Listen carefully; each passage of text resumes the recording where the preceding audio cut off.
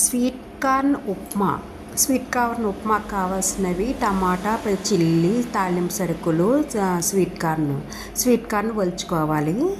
ఒలుచుకున్న తర్వాత తాలింపు పెట్టుకోవాలి. ఉప్మాలాగే తాలింపు పెట్టుకున్న తర్వాత స్వీట్ కార్న్ కూడా పచ్చిమిర్చి తాలింపు అన్నీ వేసిన తర్వాత స్వీట్ కార్న్ కూడా వేయించుకోవాలి. వేయించుకున్న తర్వాత నీళ్ళు పొయ్యాలి.